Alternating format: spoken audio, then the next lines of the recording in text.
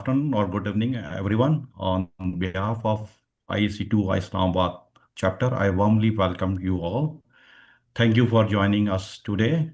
A special welcome to all our members, professionals, and guests Good evening, joining us everyone. from different On locations. behalf of IEC2 Islamabad chapter, I warmly welcome We you are all. also Thank very you for thankful to joining the us IEC2 today. A special Ireland chapter for welcome to all supporting our today members, webinar. professionals, and guests. Good evening, everyone. From different locations. I think there is some echo. Someone has enabled mic. Can you please turn off your mic so that the title of today's session is From Manual to Intelligent, the journey to smarter hospital supply chain. Today's session, we will be learn how hospital can use the data to make better decisions, how to reduce delay in supply chain, and how to systems can become more intelligent and intellectual. Now it's my pleasure to introduce our main speaker, Sarah Jain. Sarah is a program lead in the supply chain, automation, and machine language. She works with the St. James Hospital in Dublin, Ireland. She has a strong experience in improving hospital supply chain using technology. Sarah, we are happy to have you with us today. Welcome to the IC2 Thank Islamabad chapter. I would like also welcome to Mrs. Sujit, who is joining us today as our mentor of chapter. And the end of session, Ms. Sujit will speak about the chapter collaboration and will also respond to the question and answer from the audience. We are also honored to welcome Inish Fernando. He's the president of the IEC2 Ireland chapter. Inish, thank you and joining us and supporting this event. Without taking more time, I now invite Sarah to start the session. Sarah, over to you, please. Thanks, Saeed, and thank you, Anish, and thank you, Sarjeet. Welcome, everyone, and it's a pleasure to meet you all online. My name is Sarah Jane Kavanagh, and I'm program lead at St. James's Hospital in Dublin, Ireland. St. James's is the largest acute hospital, public hospital in Ireland. So I hold the position of program lead where I look after supply chain, AI and automation. And I also look after their operation resilience, including cybersecurity. So it's a pleasure to speak today, and I will be speaking on the program initiative that I've recently implemented across the hospital, which is called Scam for Safety. It's a AI ML driven initiative that's turned our supply chain in our most high risk areas from manual to automated.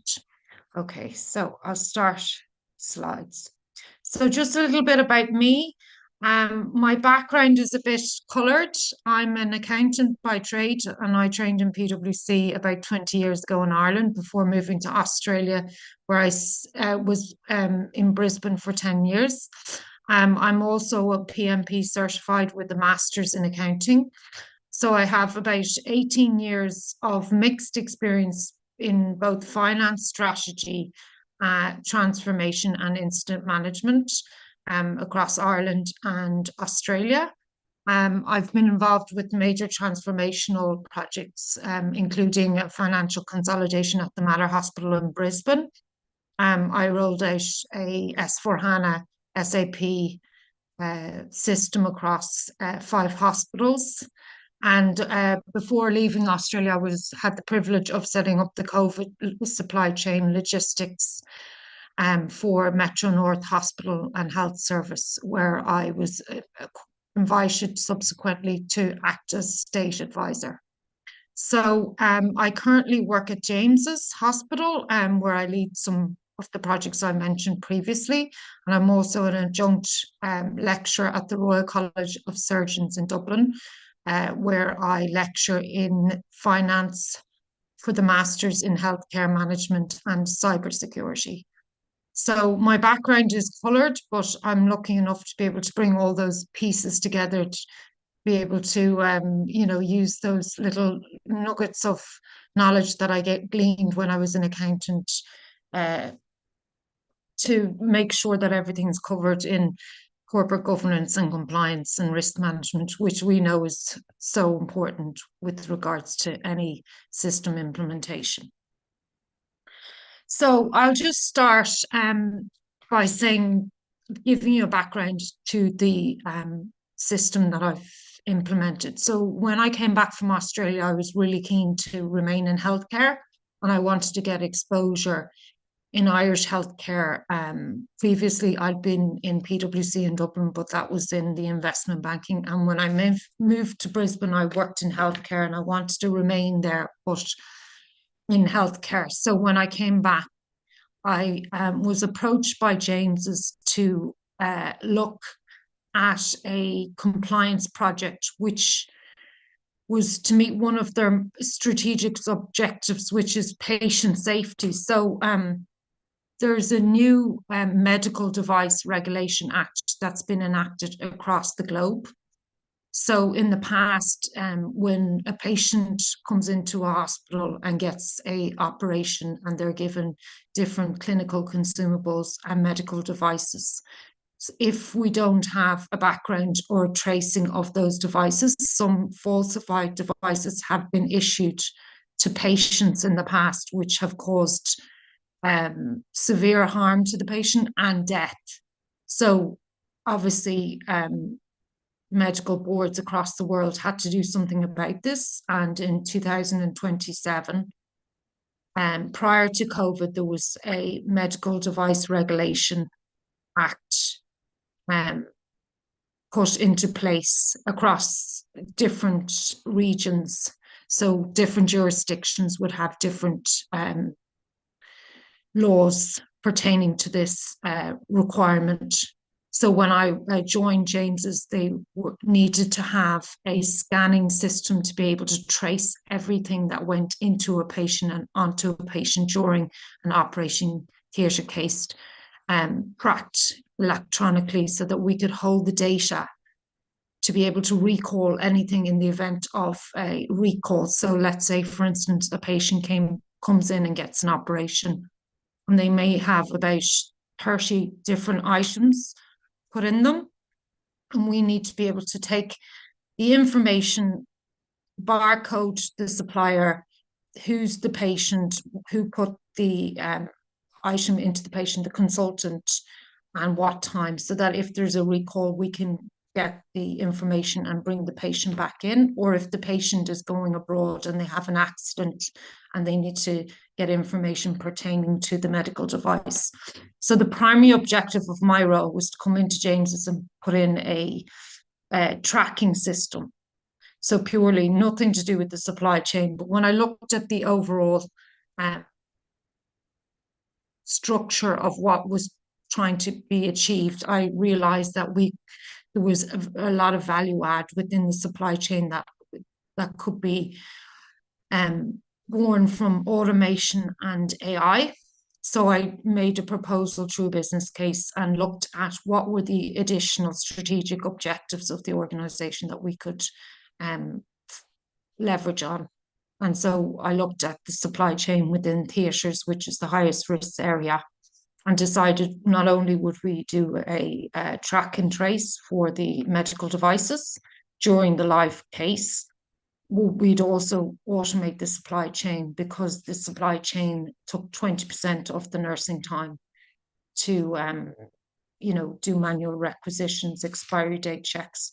It was very laborious and archaic, and there was a lot of paperwork involved.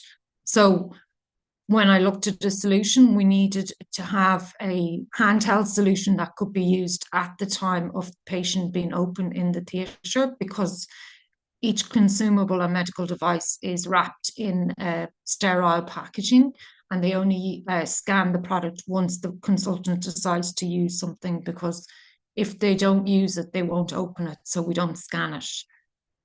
So we engaged with through a tender process, and we engaged with a vendor called GHX.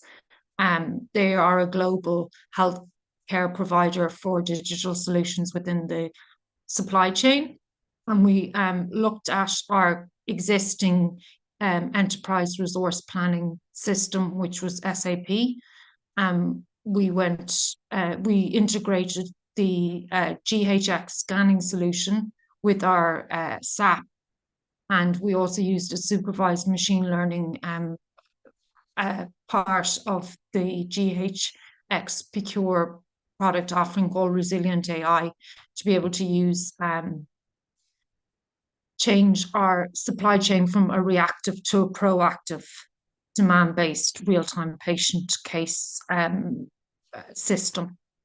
So the key performance indicator that we had to achieve initially for the whole project was to reduce the recall time if something had to be recalled, and it went down from an average of 6 weeks, where we used to have to go and look in books in cupboards for patient information to 5 minutes.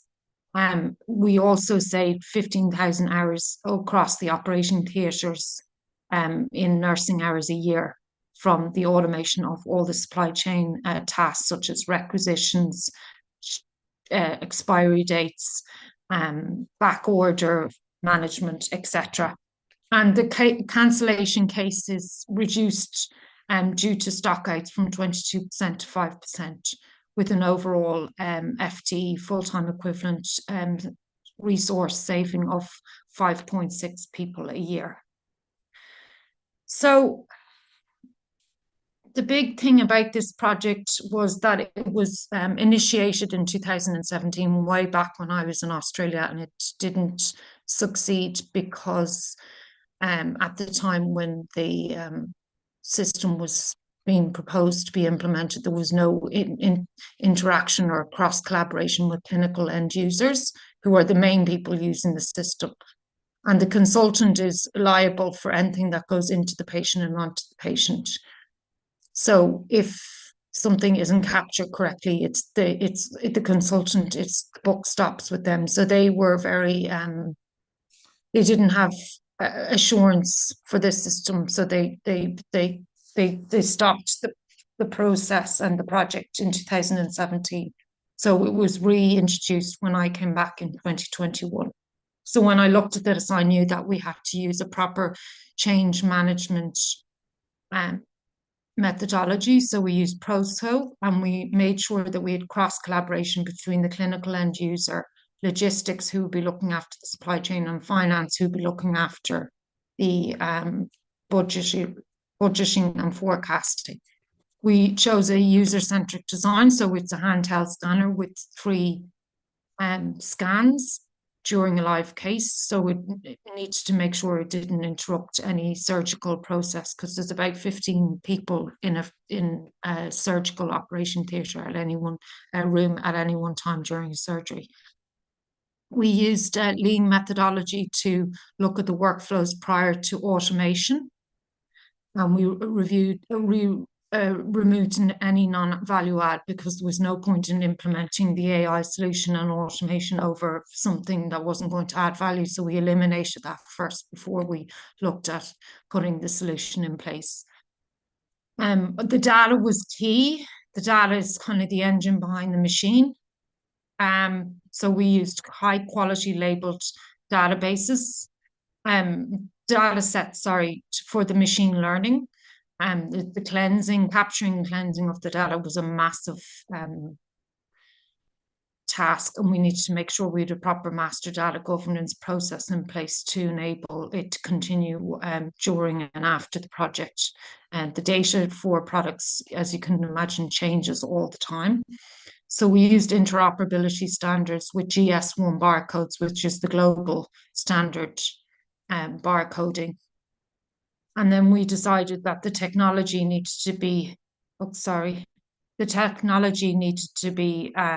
use AL and ML, and it needs to integrate with our ERP in order to eliminate all the supply chain tasks, so that we could make sure that the clinical end user was doing patient-facing activity rather than supply chain.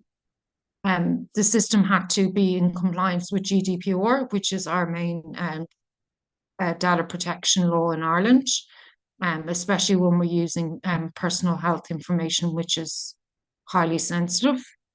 Needed ethical oversight and cybersecurity and privacy kind of governance process. So the roadmap, as I mentioned before, the pilot tried to be implemented in 2017, but it was rejected by clinicians because there was no cross-functional collaboration. It disrupted their workflows because there was no interoperability between logistics and clinical staff, which are both on the floor at the time of a patient's operation. And the user interface on the first program was not user-friendly, so it was very hard for people to scan and understand if they captured the right information. So that was that project was put on hold until I was in Australia at the time, but when I came back, they needed to implement the project again. So we made sure that we looked at what was our single point of failure, which was the lack of people first strategy. If you don't have the people on board, especially in a clinical environment where technology has been substituted for human interaction, then you're not going to succeed in any way. So the project scope included 13 specialties across our theatres, 50% of our supply chain. So everything from anaesthetics, cardiac, thoracic, plastics, max facs, vascular. So it was a massive scope of product. We're talking 9,000 products with 23 data elements per product. So a lot of capturing and cleansing.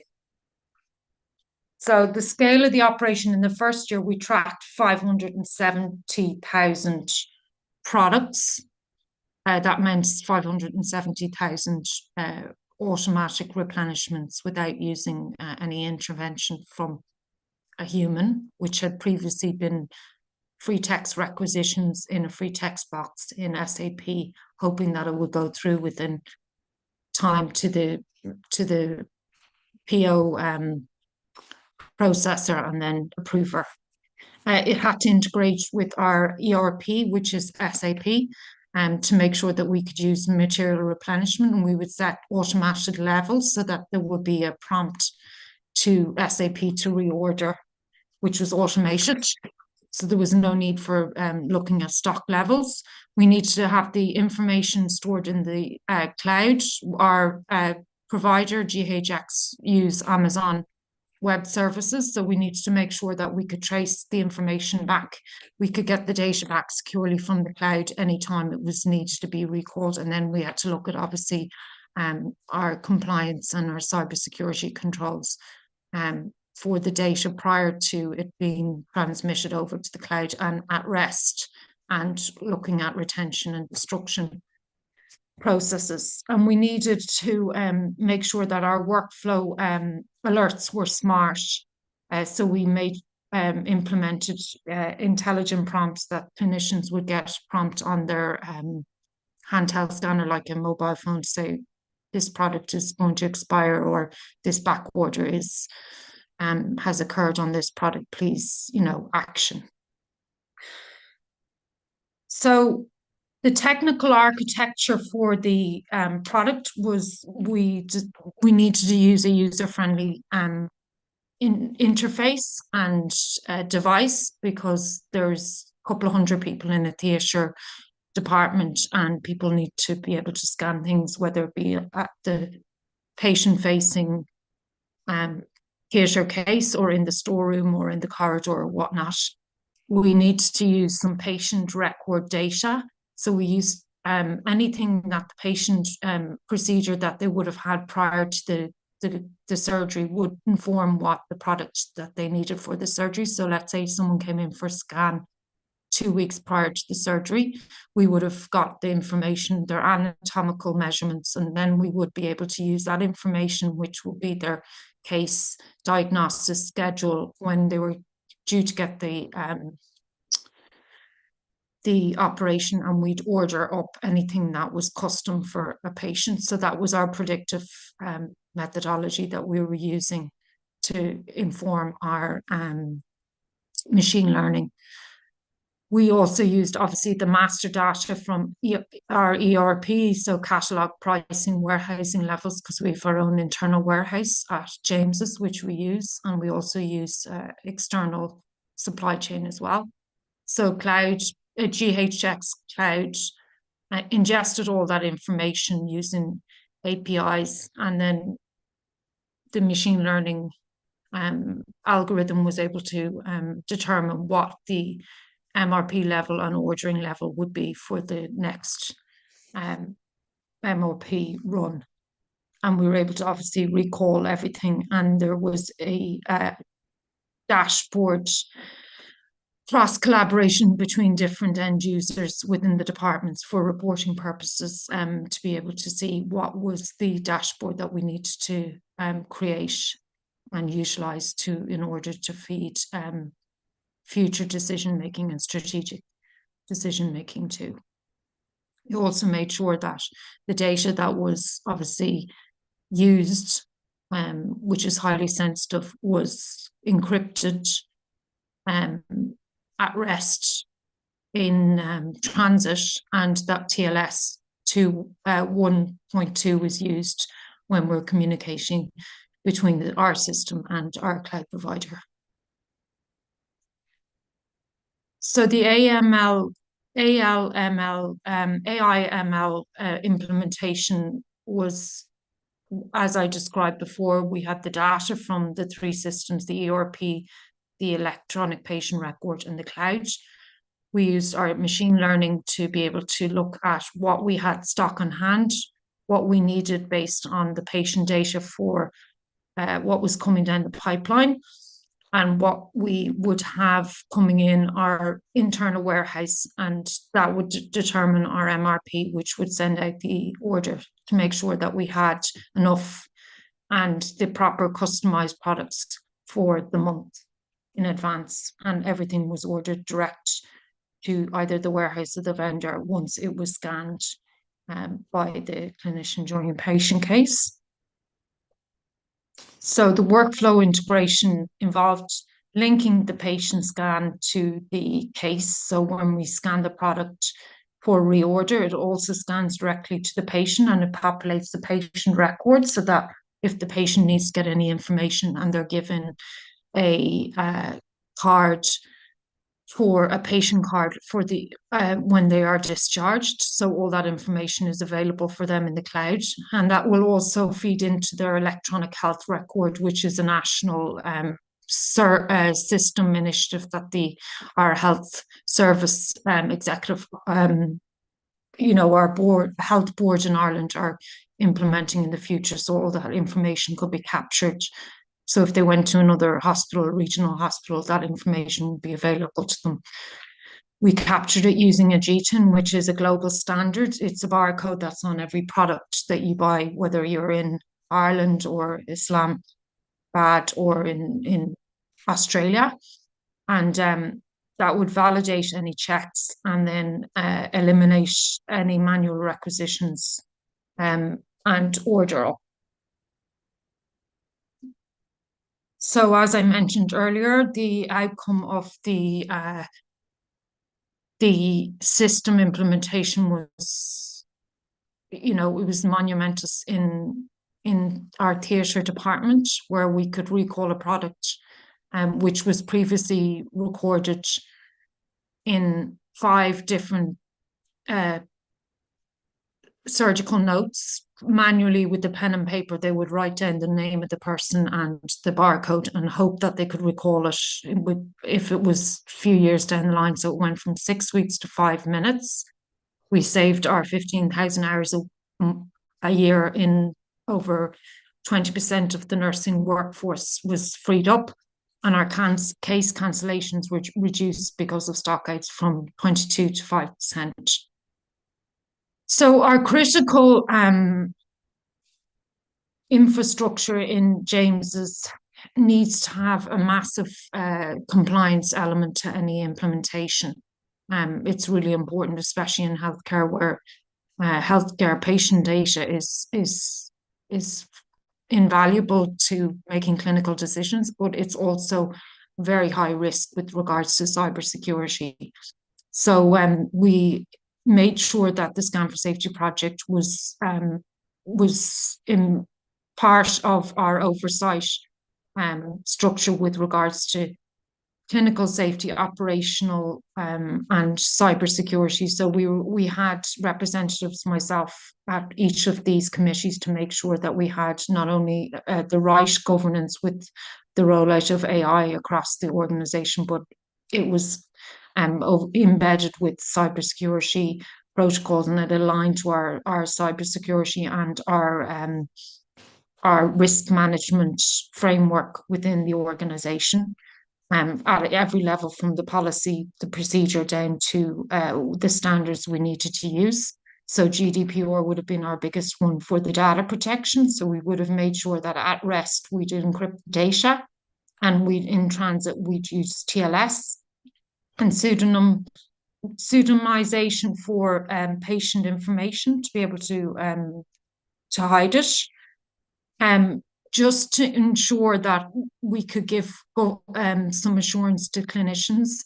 When they hear the word AI, they kind of get a bit scared, because the whole notion of AI means that the control over what they're doing is kind of passed on to a machine. So we needed to give them assurance that our AI processing was robust enough. We would look at monthly data report integrity audits, which will be done by our team and reported to a different department. So there was segregation of duties.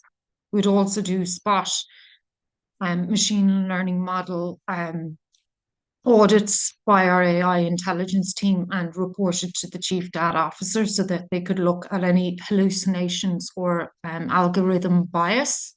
And then there was always also the annual review by our auditors to ensure the accuracy, completeness, and effective internal controls over our processes, including our digital processes and framework.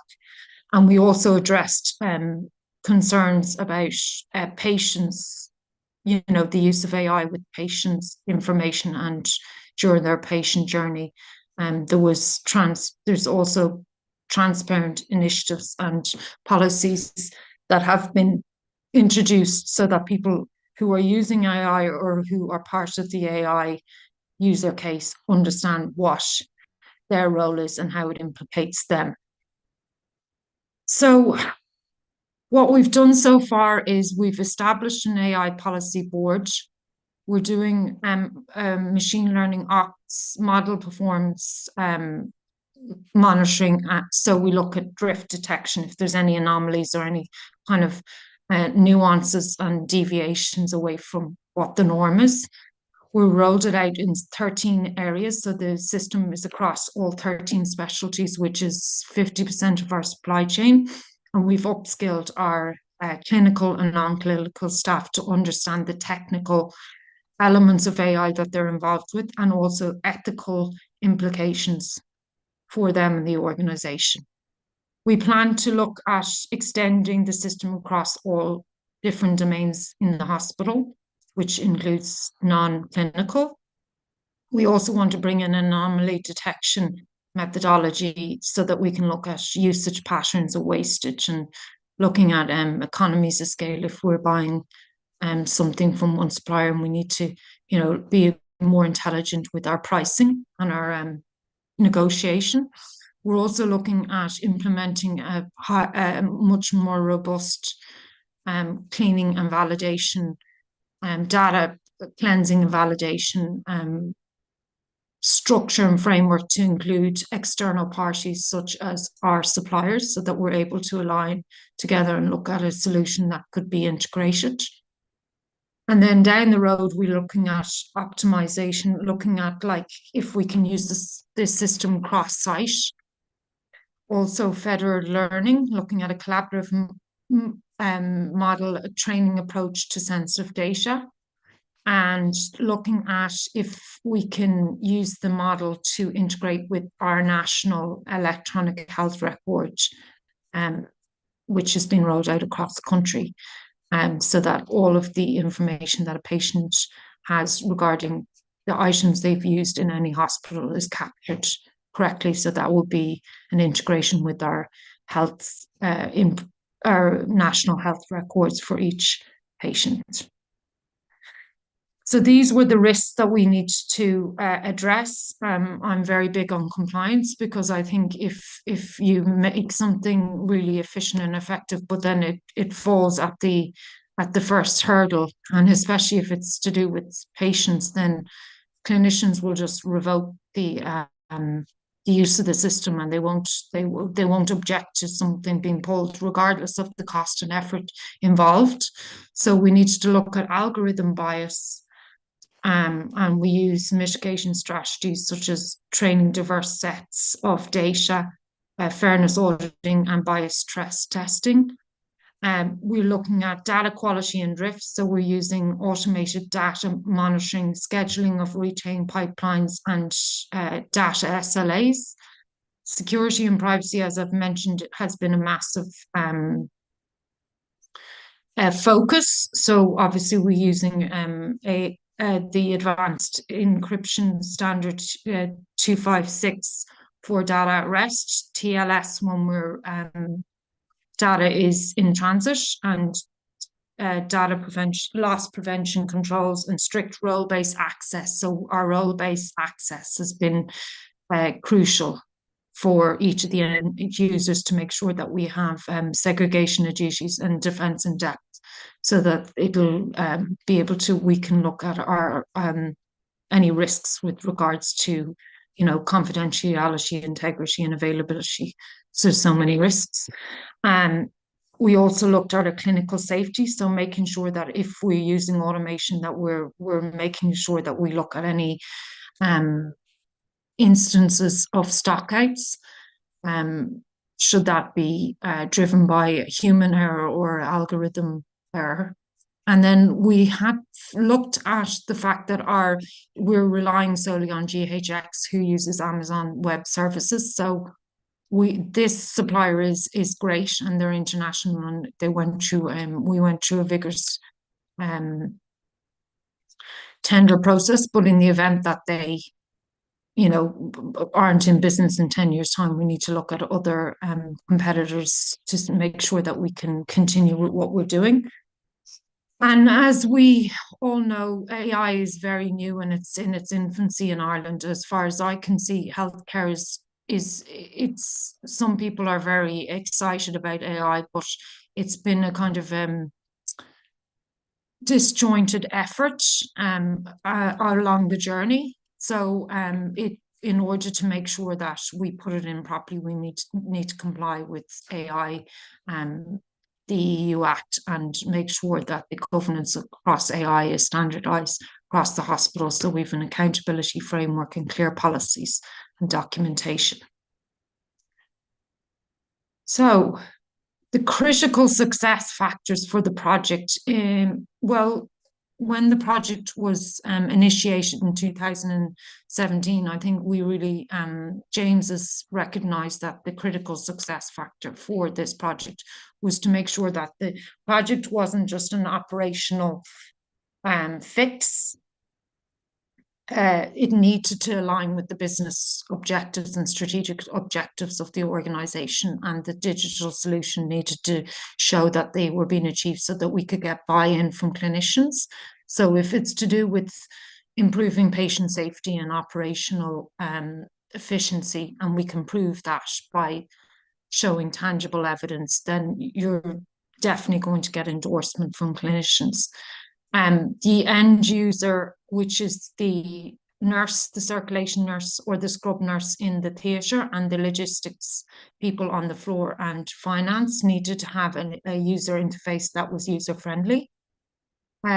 Cross-collaboration, participation, and involvement was key, so that everyone felt they were part of the journey and the solution. And we need to make sure that we provided assurance to the clinicians that all regulatory requirements were met, so that the consultant who was performing the surgery had complete assurance that the information that we were capturing was correct and true because it was linked to them in the event that the patient had to have a recall. We needed to make sure that the business case for change was deeply analysed and aligned with everyone's needs across the organisation, and there was a deep consultation and negotiation process with subsequent acceptance from the trade unions. And it was critical to have someone, a project lead who had an expertise in governance, risk and finance to be able to make sure that we complied with the Medical Device Regulation Act. We provided assurance to the consultants that the data we were capturing was correct so that they would have, they would be covered in the event that some product was recalled. And someone who had finance experience, because to raise the money and ensure that there was enough budget allocated to cover the non-pay and pay costs for the project, were able to be accurate and complete, considering we're kind of the Department of Health are going through some austerity measures in Ireland at the moment. So they were the critical success factors. So with that, I will hand it over to you, Nesh or Sarjeet. Thank you, Sarah, for that wonderful presentation and insights. And if I may request you to stop sharing the screen so that I can have everyone on screen. Yep. Yeah. That's great. You need to stop sharing.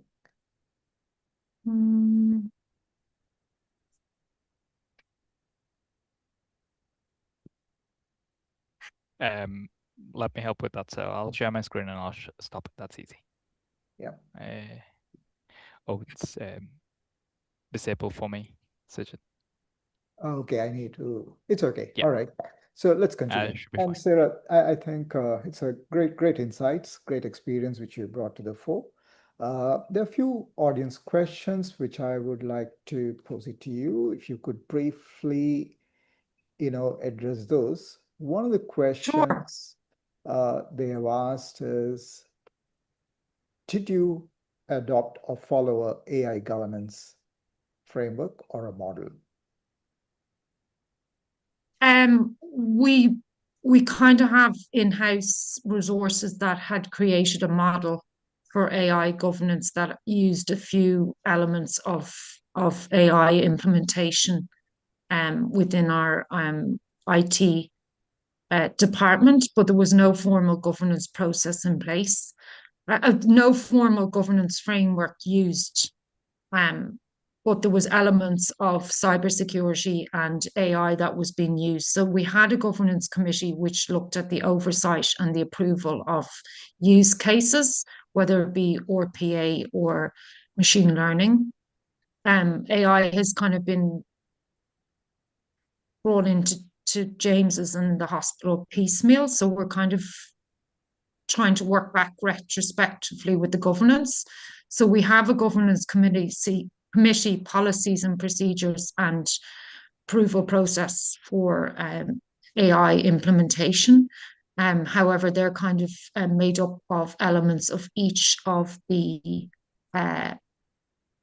governance requirements that we have. We are now trying to transcribe our AI governance to align with the EU AI Act 2024. So that's in progress at the moment.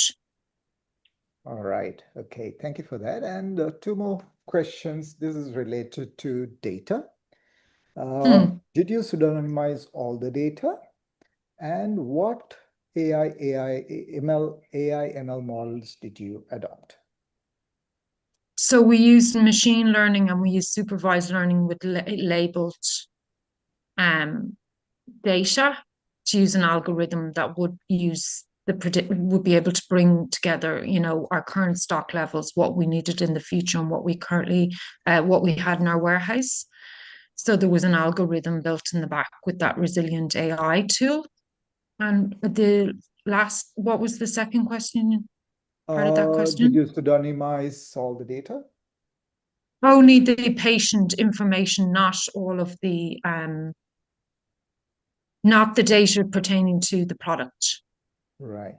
Okay. So audience, I mean, just before all of you joined, Sarah and I had a side conversation, and our conversation was more related to a risk-based approach, right? So Sarah, if you could relate these three questions which I had asked you from a risk context, and maybe, provide some insights as to why a risk-based approach is more important, and that's your strength, that's your core, and that's how you look at every initiative. So love to hear that from you.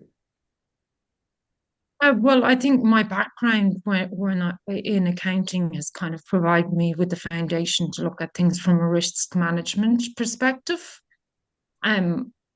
Unfortunately, sometimes in project implementation, people get excited and they want to initiate the project and get things up and running. But if you haven't layered everything with governance and compliance and looked at it from a risk perspective, what you achieve in the first few months of an implementation might be completely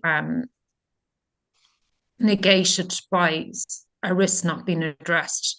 So it's kind of it's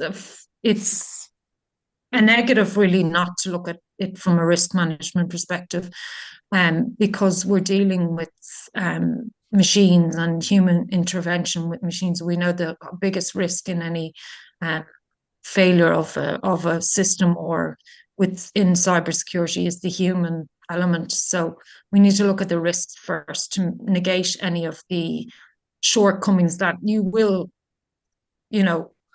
encounter.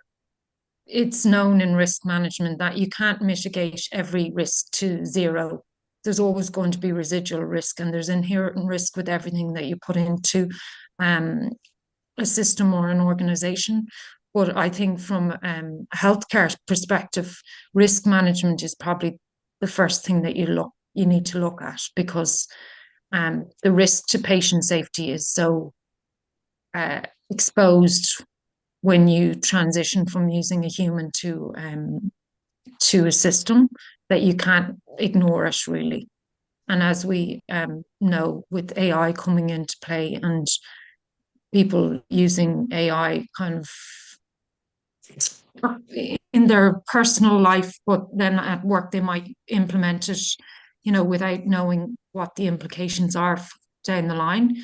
It's too risky really, and you'll be trying to fix something before you can even get started really. So that's why I feel that risk management, so compliance and performance need to be balanced rather than looking at the performance and the compliance as an afterthought. Absolutely. And it's very interesting scenario we are discussing. While as any commercial organization, we would look at risk from securing a system or the data, but here we are dealing with humans, right? We are actually talking about 100% safety of human life, right? That leads me to another question. How much of human oversight did you provide throughout the life cycle, and post-implementation, what is the involvement of the human supervision? For the human oversight from each phase of the project, so from the initiation to deployment to post-implementation, there's oversight from me as a project manager and a project lead. And so I would represent the project at several steering committees and governance oversight groups, including the medical device regulation group, cybersecurity, AI governance, procurement governance, to make sure that we procure the right system and that we had done the most robust due diligence on our vendor, GHX, to ensure that they had their compliance with, third-party risk is a massive thing that you need to look at, especially when you're using their cloud service provider. So the oversight was massive. It was from the initial stages to post-implementation. It's still going on. It'll be oversight is a continuous process within healthcare. So you are always asked well, what is the risk with this and what's the risk with that? And you need to know the answer. With regards to oversight, the clinicians, all consultants that would have performed a surgery on a patient would be responsible for everything that went into the patient. So if you were getting a knee replacement, we could be talking a couple of hundred screws, and every single screw would have to be captured correctly. Otherwise, they're liable. They could be legally, they could be sued for any anything that wasn't done correctly. So the oversight was key to the success of the project, because if you couldn't answer any questions or make sure that you were looking at emerging risks, the clinicians would pull the project. And even a system that had been deployed, if they didn't feel they had the 100% assurance, they would say, we're not using it. And, the CEO, it's the clinicians that we need to keep on the ground, so oversight was key. Right. So continuing the same thought process, one is oversight. Now that probably part of this project is live, some of them probably in the process of revalidation, what level of human in the loop do you exercise for decision making? How much of automation and how much of human in the loop? Well, most of it is in the loop, because we would look at, from a strategic project point of view, there'll be so many different people involved in looking at what are the objectives that we're trying to achieve? How does it align with our current risk appetite? So the humans would have to be in the loop with the senior executives and the clinicians. Then we would look at it from an operational point. How are we going to operationalize this system?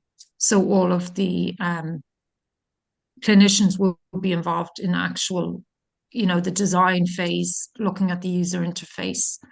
Humans in the loop from a project perspective. All the data would have to involve suppliers, our master data governance committees, our teams, the project team, the clinicians, because a lot of the information is heavily dependent on clinician,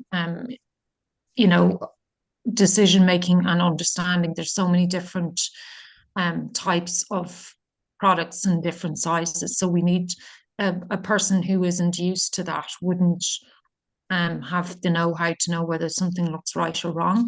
So there's humans in the loop the whole time. It was a massive collaborative approach, and the system implementation was done in the theatre. So everything that was happening pre go live and post go live was actually in the theatre and on a room off the theatre corridor. So there was people coming and going all the time to look at if they were verifying or validating anything from the, you looking at if there was user acceptance testing, looking at any of the testing or any of the data cleansing, governance. Post implementation, we did a lot of post implementation review of what people thought of the system and looking at our benefit realization. So it had to, because the whole system was manually driven by humans to begin with, we couldn't not have people driving the automated solution. Absolutely. Thank you. Thank you so much for that response. I have one last question. Sure. This is on behalf of all the people out here and the people who have not been able to join us and those people who are actually watching this live. What would you say, maybe 3 things that everyone should take note of when they embark on an automation journey? Right? Yours is a classic case where you actually had very clear KPIs, where you said you would reduce the time, or you would probably, you would improve the response times, right? So thereby you would improve the safety of the humans. Yeah. As an end result, right? So if people outside of the medical fraternity, if they were to launch a project, where should they start and how should they go about? So if you could just briefly outline a few tips for them, I'd appreciate that. Yeah. Okay, so this is kind of a question I get a lot. I think sometimes with AI and the emergence of AI it's come at an exponential rate, and people want to put the most sophisticated AI solutions in just so that they can say, well, I've put in this or I've put in this agentic solution. But I think you need to look at the business and what they're trying to achieve and not look at it from we need to put AI in as a big bang approach, but we need to look at what are the small, low hanging fruit that we could look at first to use AI, whether it be at a digitization level or if it's a digital transformation level. It's all dependent on the industry, what your skill sets are within the organization, how ready is your organization for AI, and looking at, like, AI is built upon data intelligence that and proprietary information that an organization has. You need to have that fairly robust and clean and sanitized before you embark on using internal databases and LLMs to inform your models.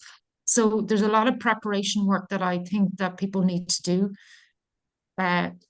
so that the food that feeds the engine is clean and robust and provides you with the correct outcomes. I would say the second thing is that it's not one size fits all.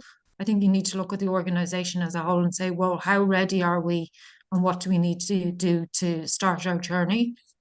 I also think that the tone from the top is key with regards to looking at driving the correct and most appropriate AI solution, also at the right level with the right expertise and the right compliance. I think using the most sophisticated approach could be the wrong thing to do for an organization, and they could end up having to backpedal a lot. So it's looking at how ready are you? What's the data or the engine and the food to feed the fuel to feed the engine? How ready are you with that? What are your low hanging fruit that you could achieve through RPA, and then go from there. And also you need to look at the compliance side of things from the very beginning. You can't just decide that it's an afterthought, because then you're in trouble. Absolutely. So that would be my opinion. You managed to share that. Probably would have taken people to read a couple of hours of reading to understand, okay, what the project life cycle is and how do you manage this. And the last point is very, very important, because compliance is becoming a driver for every industry. And I think the governments are now actually asking, are you using AI or automation in any of the processes?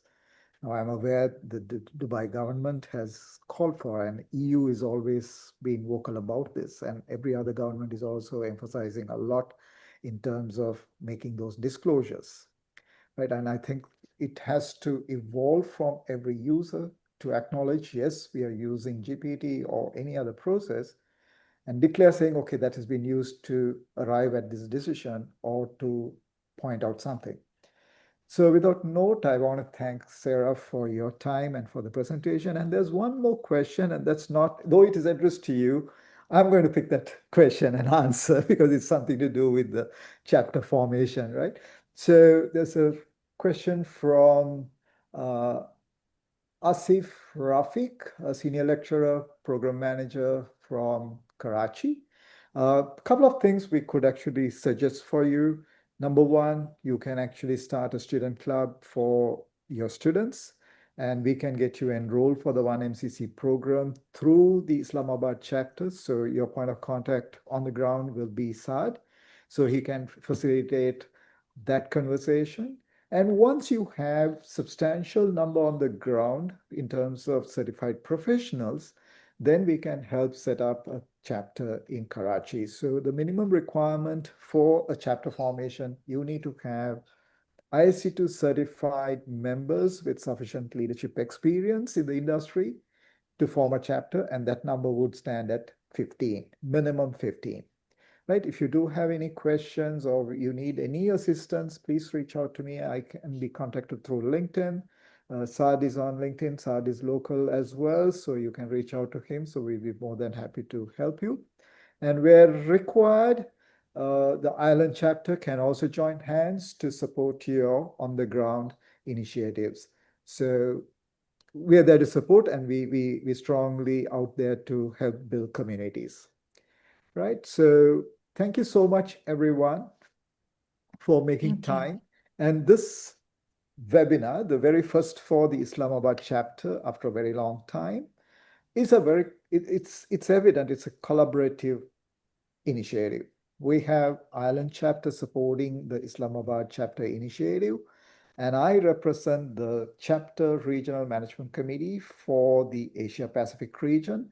So we would like to bring chapters together, communities together, and share important topics which are critical in nature.